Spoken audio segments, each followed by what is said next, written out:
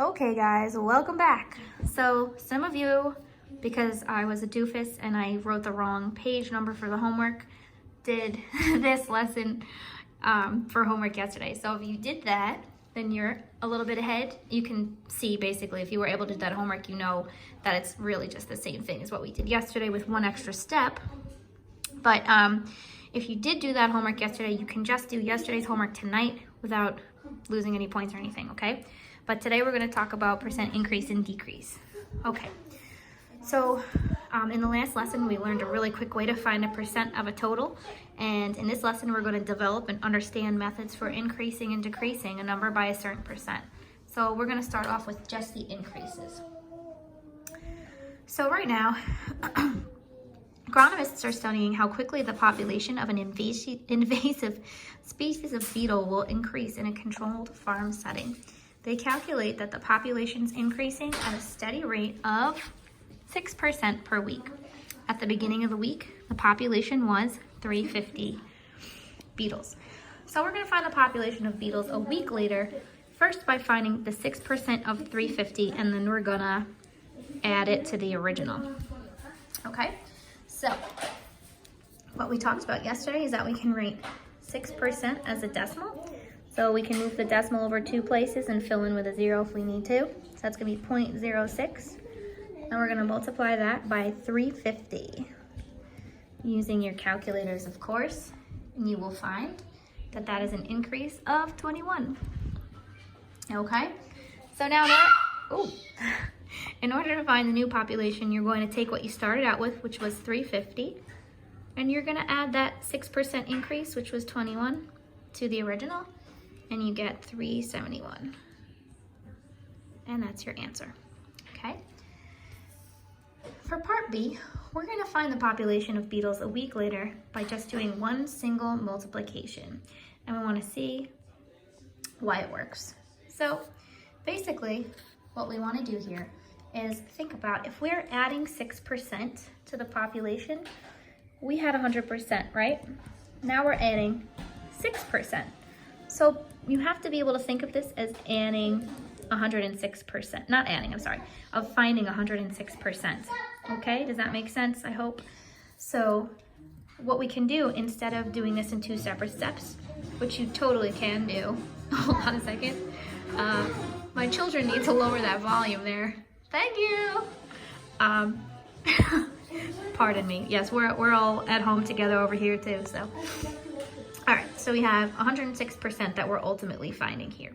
So I think what I was saying before I got distracted was that instead of doing this in 2 steps, you can do it in a single step by trying to multiply by 106% instead. So what you're really doing here is writing 106% as a decimal. So if 1 is 100%, then 106 would be 1.06, okay? So we're gonna, instead of multiplying by 0.06 and then adding, we can do this all in one step by just multiplying 1.06 by 350, okay? And then we can get the 371 in one step, okay? So it's just like a shorter, quicker way. All right, so let's see if we can use that. Here, we want to know what the beetle population is going to be after 2 weeks now. So the longer way would be to take the new population after week 1 and find 6% of that and then add it on again. The quicker way would just be to do what we did here. We're going to take the new population, which is now 371, and we're going to multiply it by basically 106%, so 1.06. And what we're going to end up here with is 393.26.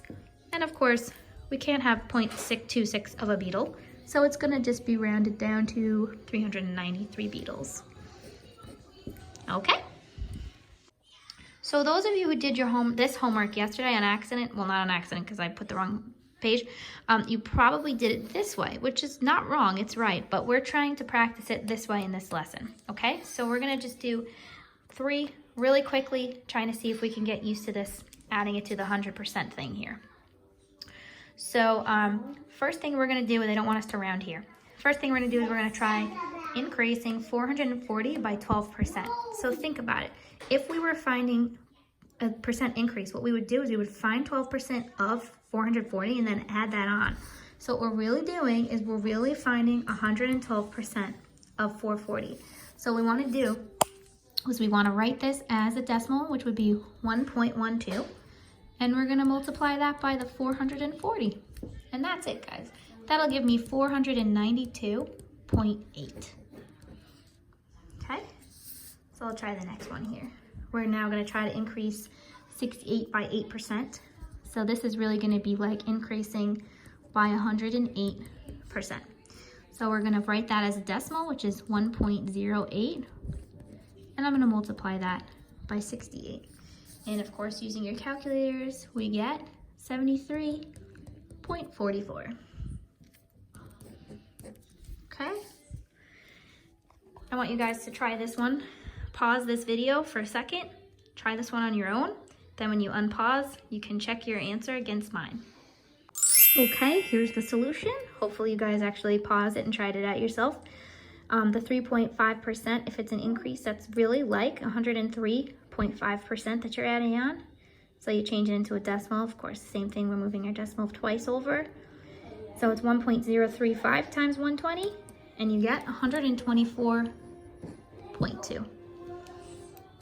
Okay, so let's look at exercise 3. Adriana has a savings account that promises to increase her balance by 2.5% per year. If she deposits $720 in it at the beginning of the year, which of the following will be her balance at the end of the year if she does not withdraw or deposit anything? So she's starting off with 720, and we're basically finding a 2.5% increase. So the 2.5% increase is really like a 102.5% increase. So what we're going to be doing is changing that to a decimal. Again, just move it over twice. Okay, and that's 720 times 1.025. Okay, and then that's going to give us 738. And remember, guys, please use those calculators. No one wants to be sitting here doing this by hand. I'm not even doing it by hand. Okay, so that's choice 3. Voila. Okay, guys, now we're going to switch over to percent decrease. So as you might imagine, it's absolutely not even the slightest bit different, except that instead of adding to 100%, now we're subtracting from 100% instead, okay? So instead of going through all of these with you, I'm trying to make these videos a little bit shorter than the last one. I'm going to skip over to this part here. So quickly, I'm just going to read the question. A cup of coffee is cooling down such that its temperature is decreasing at a constant rate of 8%. Okay, let's say that the coffee started off at a temperature of 200 degrees.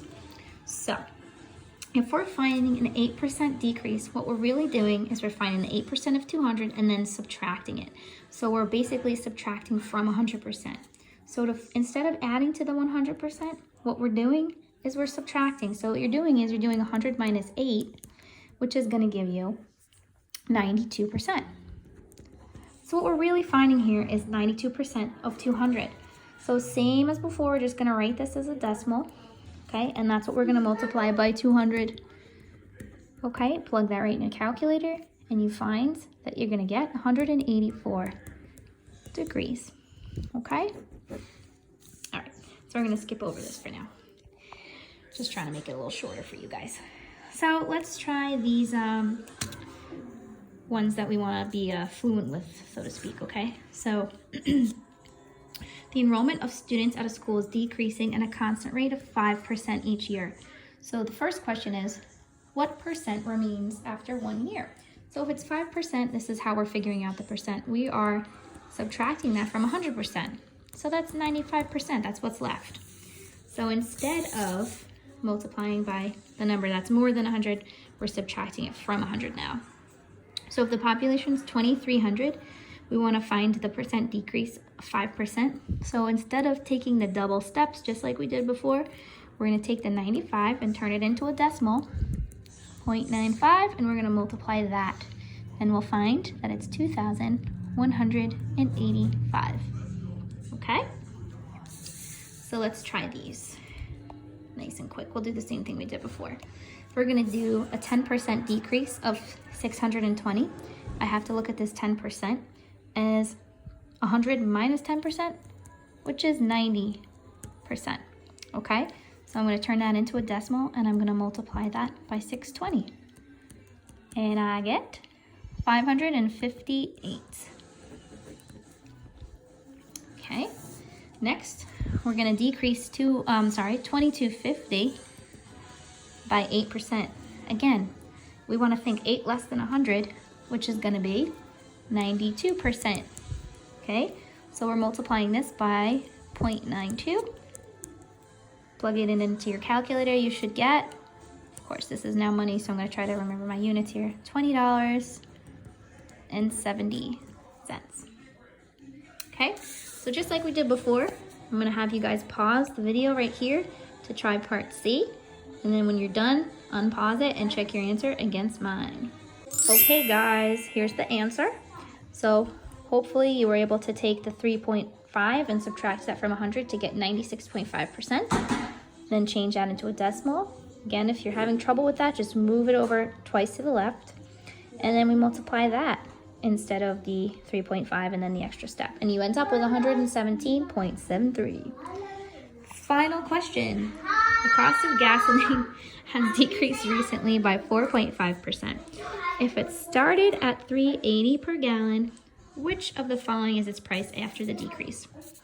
Okay, so what we're doing here is we're finding, instead of the 4.5%, we're going to find 4.5 less than 100. So you're doing 100 minus 4.5, which gives you 95.5%. So we're changing that into a decimal by moving it over twice. And we're gonna do the 380 times 0.955. Okay. Oh, geez, I didn't realize I was all the way off. Okay, and then when you plug that into your calculator, you're gonna get 3.629. Okay, since we're talking about money here, we are gonna round up. So that's 3.63 or $3.63. That's choice one. And just to throw it out there, if you weren't sure if you should round up or down, you'd be able to tell which one was your answer here because it's the only option. All right, guys, so that's that. It's still pretty easy, this stuff, okay? Let me know if you have any questions in the comments on Google Classroom, and have fun.